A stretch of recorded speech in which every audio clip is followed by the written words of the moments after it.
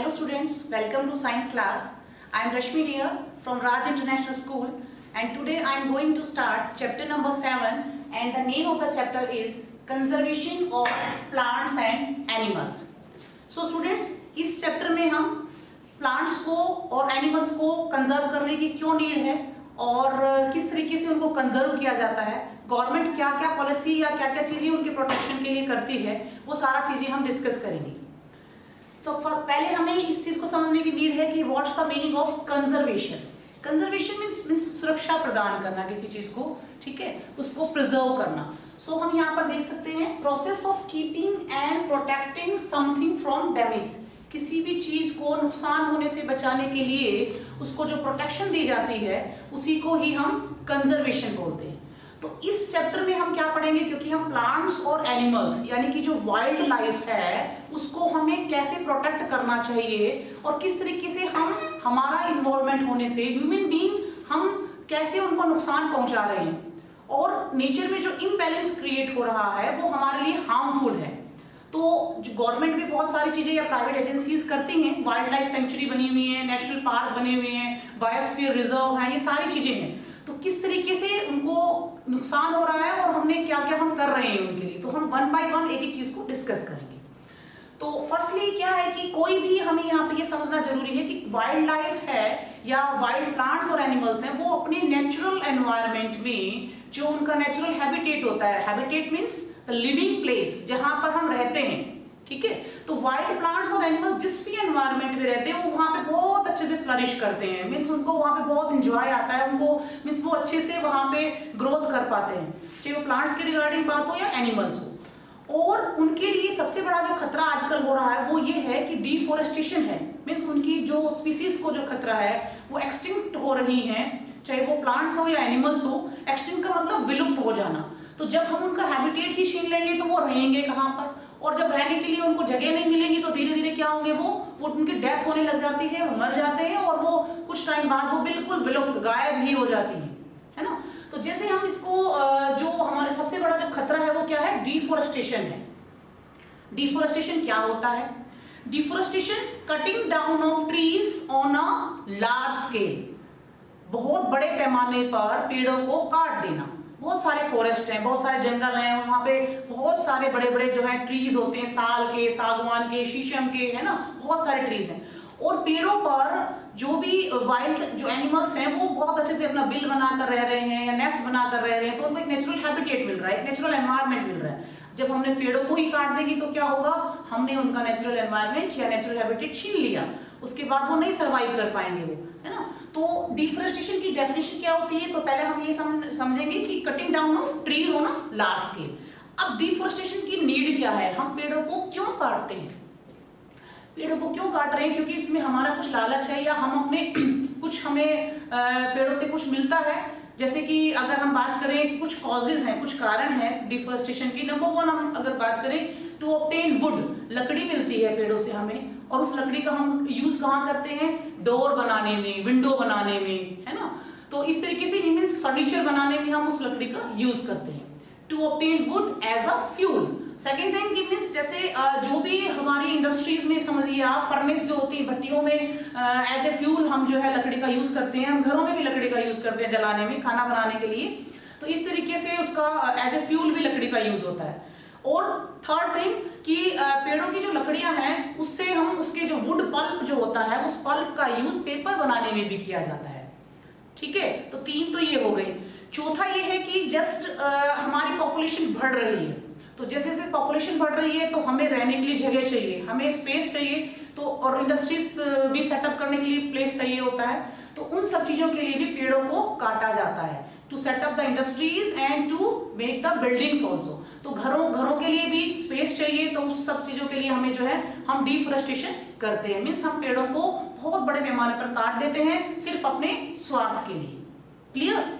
कुछ ऐसी भी रीजंस हैं जो हम नेचुरल हम उनको कह सकते हैं कि नेचुरल रीजन क्या है, जैसे कि फॉरेस्ट फायर है, या फिर हम कहें फ्लड जब आ जाती है, या फिर सुनामी जब आती है, तो उसमें भी बहुत नुकसान होता है, बहुत सारे पेड़ कट जाते हैं, टूट जाते हैं, खराब हो जाते हैं, है ना. तो फॉरेस्ट फायर क्या है, जंगलों में जो आग लग जाती है, वो आग किसी भी रीजन से लग सकती है, फ्रिक्शन की वजह से लग सकती है कि मीन्स गर्मी में क्या होता है समर सीजन में, और जो पेड़ों की जो लीव्स वगैरह हैं वो जब रबिंग होती है तो रबिंग से उनमें चिंगारी पैदा हो जाती है, उससे आग लग जाती है, या फिर कुछ और भी रीजन हो सकता है, कैंप फायरिंग है, कोई भी कारण हो सकता है। तो इस तरीके से वो आग लगने पर पूरे के पूरे एरिया में सारे के सारे पेड़ जल जाते हैं और सब वहां पर बिल्कुल खाली हो जाता है, सारा जल के राख बन जाता है।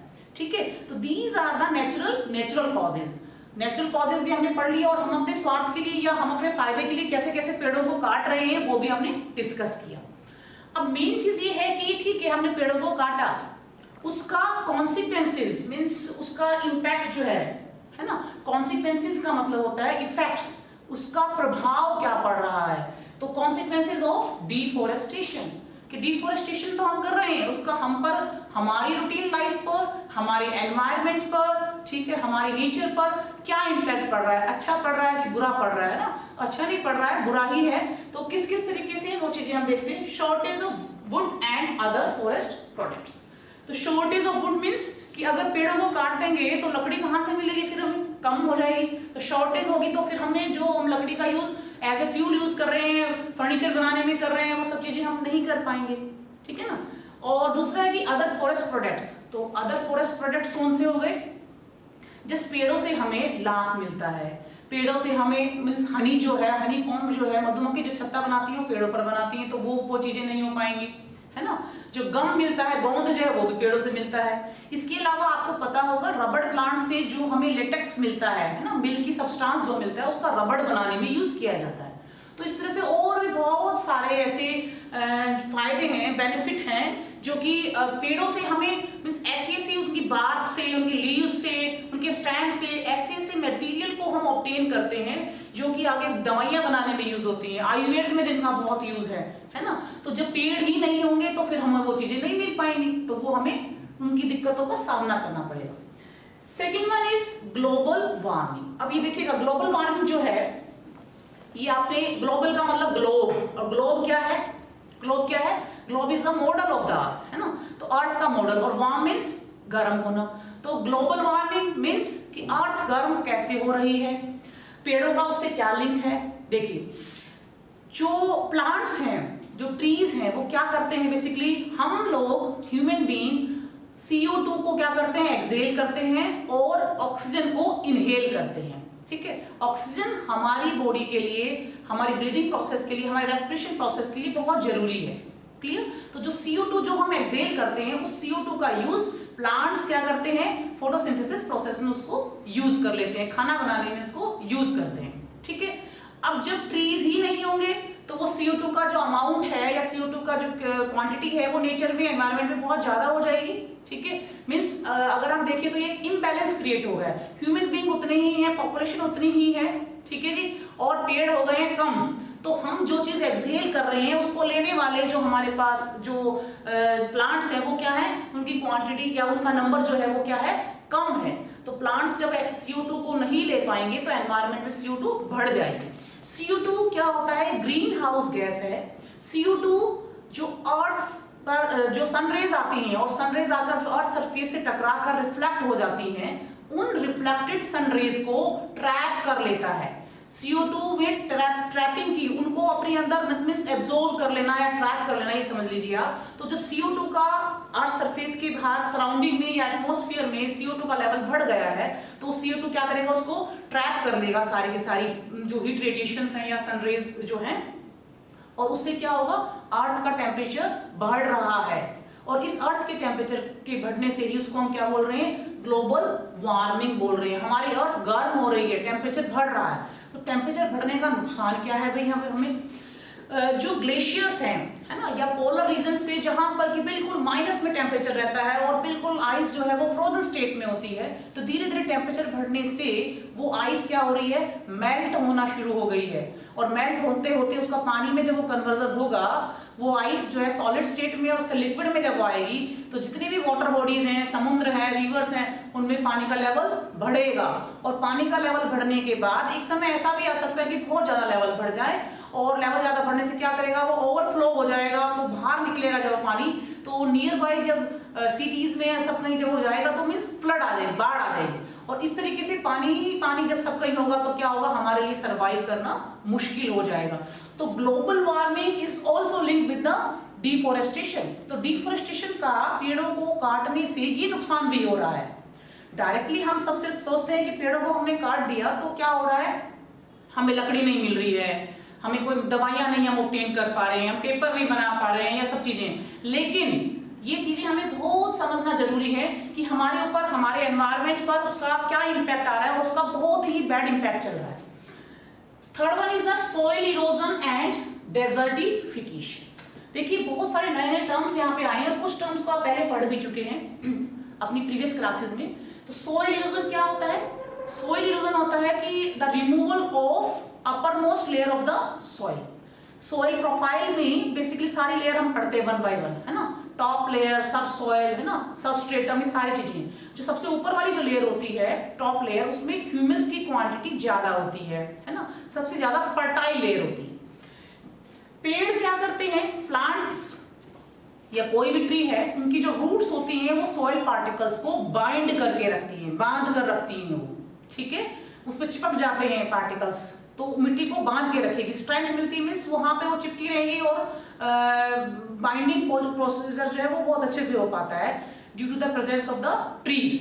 अब जब पेड़ ही नहीं है तो क्या होगा कि जो अपर मोस्ट लेयर है सॉइल की, वो हवा से और वाटर से वो फ्लो कर जाएगी, वो मूव कर जाएगी, मींस वहां से, है ना, पानी के साथ फ्लो कर जाएगी, और हवा जो है उसको उड़ाकर ले जाएगी। तो वहां पर क्या होगा, बेसिकली जो ऊपर वाली लेयर है वो वहां से रिमूव हो गई, और नीचे की जो रॉकी जो लेयर है, या स्टोन्स और पेबल्स जो नीचे वाली लेयर है, वो सारे एक्सपोज हो जाएंगे, और उस क्योंकि वो लेस फर्टाइल लेयर है तो वहां पर प्लांट्स ग्रोथ नहीं कर पाएंगे, और धीरे धीरे वो एरिया किसमें कन्वर्ट हो जाता है, डेजर्ट में कन्वर्ट हो जाता है, रेगिस्तान में कन्वर्ट हो जाता है।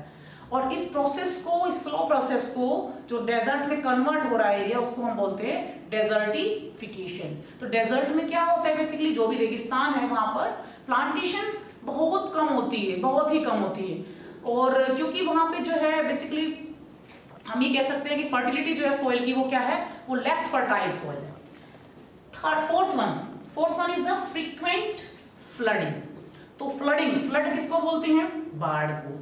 तो बाढ़ कैसे आएगी भाई, पेड़ों को काटने का बाढ़ आने से या फ्लड से क्या लिंक है, क्या रिलेशन है? देखिए जो रूट्स होती हैं प्लांट्स की, वो क्या करती हैं, जब बारिश होती है, रेनफॉल होती है, तो धीरे धीरे जो पानी की वाटर को, रेनफॉल में जो पानी आता है उस पानी को वो एब्जॉर्ब कर लेती हैं, और एब्जॉर्ब करने के बाद क्या करती है, वो परकोलेट होकर नीचे चला जाता है मिट्टी के अंदर, ठीक है। तो जो ग्राउंड वाटर लेवल है वो क्या होगा, हमारा इंक्रीज हो जाता है। जैसे जैसे बारिश का पानी गिरता है तो जो पेड़ों की जो जड़ें हैं, जो उनकी रूट्स हैं, उस वाटर को एब्जॉर्ब कर लेती हैं, सोख लेती हैं, और वो पानी जमीन के अंदर चला जाता है। तो वो सारा पानी अंदर चला गया तो क्या हुआ कि सरफेस पे बहुत कम वाटर रहेगा, वो water means maximum water absorb कर लिया गया। जब पेड़ ही नहीं है, ट्रीज नहीं है, तो क्या होगा, वो जैसे ही पानी गिरा तो वो एब्जॉर्प्शन जो कैपेसिटी है वो कम हो गई, रूट्स एब्जॉर्ब ज्यादा अच्छे से कर पाती तो वो कम हो पाएगा, और वो पानी फ्लो करके कहां पहुंचेगा, रिवर्स में चला जाएगा।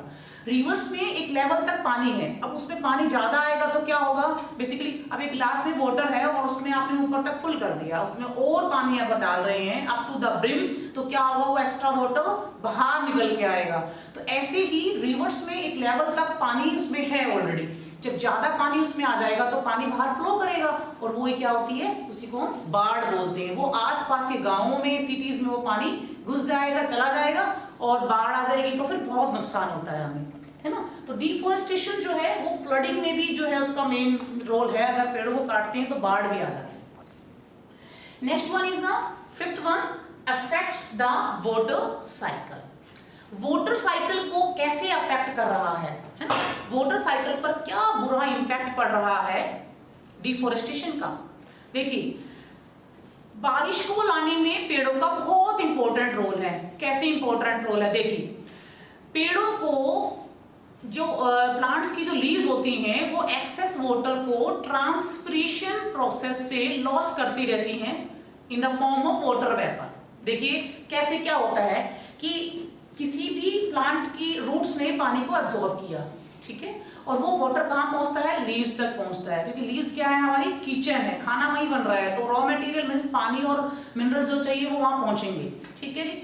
अब जितना एक्सेस वाटर होता है, जितनी रिक्वायरमेंट है उतना हो गया, जो एक्सेस वाटर है वो स्टोमेटा के थ्रू एक्सेस वाटर वेपर के फॉर्म में एनवायरनमेंट में पहुंचता रहता है, एनवायरनमेंट में चला जाता है। तो जहां कहीं पर भी ग्रीनरी ज्यादा होती है, प्लांटेशन जहां ज्यादा होता है, फॉरेस्ट जहां ज्यादा होते हैं, वहां पर ट्रांसपिरेशन प्रोसेस से वाटर वेपर भी ज्यादा पहुंचेंगे एनवायरनमेंट में, और ज्यादा वेपर पहुंचेंगे तो क्या होगा, वो वेपर जब ऊपर पहुंचेंगे, as they move in the atmosphere, they क्या होंगे, they will condense, वो कंडेंस हो जाएंगे, क्लाउड फॉर्मेशन और फिर बारिश भी ज्यादा होगी। ठीक है, तो इस तरीके से डिफोरेस्टेशन जो है वो वाटर साइकिल पर भी बैड इंपैक्ट डालता है। पेड़ नहीं है तो क्या होगा, ट्रांसपिरेशन प्रोसेस भी वहां पे स्लो या मींस बेसिकली बिल्कुल नहीं होगा। ठीक है, और क्लाउड फॉर्मेशन कम होगा, क्लाउड कम बन रहे हैं तो वहां पे बारिश भी क्या होगी, बहुत कम होती है। 6 one is extinction of wild plants and animals। तो यहाँ पर एक्सटिंक्शन का क्या मीनिंग है, एक्सटिंक्ट हो जाना, विलुप्त हो जाना, गायब हो जाना।